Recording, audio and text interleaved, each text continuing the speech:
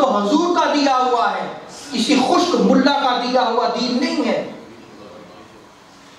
کہ جس کی سمجھ میں دین نہ آئے اور وہ کہے کہ میں جو دین سمجھا رہا ہوں وہ دین ہے۔ ہم اس دین کو نہیں مانتے جو خشک ملا ہمیں سمجھانا چاہتا ہے، ہم تو آقا علیہ الصلوۃ والسلام کے دین کو جانتے اور پہچانتے ہیں۔ جو آقا علیہ الصلوۃ والسلام نے تعلیم دی ہے، تمہیں خبر نہیں تو تم نے پڑھا کیا ہے، تم نہیں جانتے،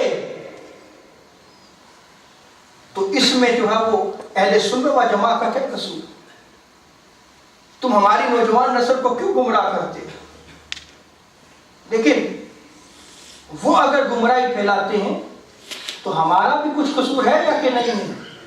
ہمارا کچھ نہیں، ہمارا زیادہ قصور ہے، اور ہمارا قصور یہ ہے کہ ہمارا دین کے ساتھ تعلق نہیں ہے، ہماری علمی مجالس نہیں لگتی، ہم علمی مجالس میں بیٹھتے نہیں ہیں، ہم علماء کے قدموں میں بیٹھ کر دین کو سیکھنا نہیں چاہتے۔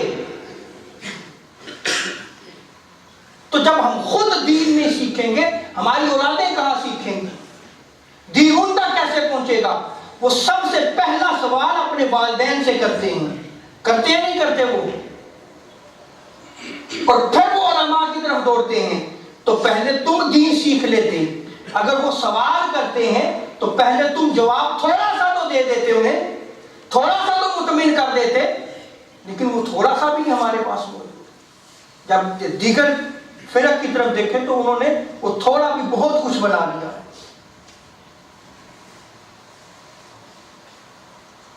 اور شیخ عبدالحق محدث دہلوی اخبار الاحیار میں فرماتے ہیں کہ حضور صلی اللہ علیہ وسلم آج بھی جو ان کی طرف محبت سے توجہ کرتا ہے،